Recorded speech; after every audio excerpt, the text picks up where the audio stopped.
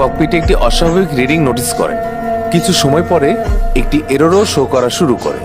সেই এররটি ছিল high well pressure, লো well quantity এবং লো ওয়েল টেম্পারেচারের। এখন এই ধরনের দীর্ঘ ননস্টপ ফ্লাইটে এরকম ছোটখাটো এরর আসা নর্মাল ছিল।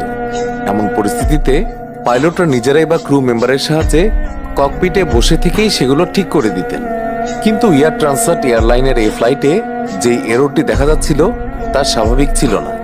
ক্যাপ্টেন এবং ফার্স্ট অফিসার উভয়েরই এয়ারবাস A330-র ভরপুর অভিজ্ঞতা ছিল, কিন্তু তারা তাদের পুরো ক্যারিয়ারে এমন এরর আগে কখনো দেখেননি, যার কারণে তারা দুজনেই কনফিউজড হয়ে গিয়েছিলেন যে এই এররটি আসলে কিসের ছিল। কোনো রকম উপায় না দেখে তারা ফ্লাইট ম্যানুয়াল খুলে এই এররটি সম্পর্কে জানার চেষ্টা করেন, কিন্তু ফ্লাইট ম্যানুয়ালেও এই বিষয়ে কোনো তথ্য ছিল না।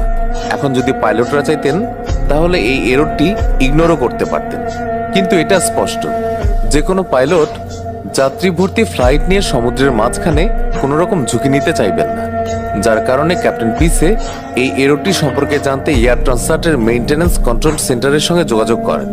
কিন্তু আশ্চর্যের বিষয় ছিল প্লেনের মেইনটেনেন্স টিমও এই এররটি সম্পর্কে কিছুই জানত না। তবে মেইনটেনেন্স টিম পাইলটদের পরামর্শ অবশ্যই দিয়েছিল যে তারা যেন লাগাতার ওই এররটির উপর নজর রাখেন আর যত দ্রুত সম্ভব তারা ওই এররটি সম্পর্কে জানার চেষ্টা করবেন। এরপর অনেক সময় পেরিয়ে যায় এবং পাইলটরাও এখন এটা বিশ্বাস করে রিল্যাক্স হয়ে যান যে এই এররটি হয়তো কোনো ফল্টি সেন্সরের কারণে এসেছে, যা খুবই স্বাভাবিক ছিল। কিন্তু এই ঘটনার ঠিক আধ ঘন্টা পর রাত 1:36 পাইলটদের সামনে আরেকটি ওয়ার্নিং আসে, আর এই ওয়ার্নিংটি ছিল ফুয়েল ইমব্যালেন্সের। আসলে প্রতিটি বিমানে উভয় উইংসে জ্বালানি সমানভাবে ভাগ করা থাকে, তবে কখনো কখনো একটা উইংয়ে জ্বালানি কিছুটা উপর নিচ হয়ে যায়, তাই তখন ককপিটে ইমব্যালেন্সের ওয়ার্নিং আসা শুরু হয়ে যায়। তবে এই সমস্যাটি দেখে পাইলটরা খুব একটা চিন্তিত হন না, কেননা এই সমস্যাটি পাইলটরা ককপিটে বসে থেকেই ঠিক করতে পারতেন, আর পাইলটরা ঠিক তাই করেছিলেন। প্লেনের রাইট উইংয়ে ফিউয়েল কম ছিল, তাই তারা লেফট উইং থেকে রাইট উইংয়ে ফিউয়েল ট্রান্সফার করে এবং কোনোভাবে তারা এই সমস্যাটিকে দূর করে।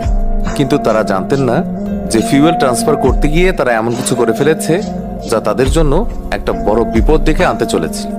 এই ফিউয়েল ট্রান্সফারের পর তো এমন একটা সমস্যা শুরু হয় যা পাইলটদের হতভম্ব করে দেয়। আসলে ফিউয়েল ট্রান্সফারের পর প্লেনের 2 নম্বর ইঞ্জিনে ওয়েল টেম্পারেচার কমতে শুরু করে আর ওয়েল প্রেশার বাড়তে শুরু করে।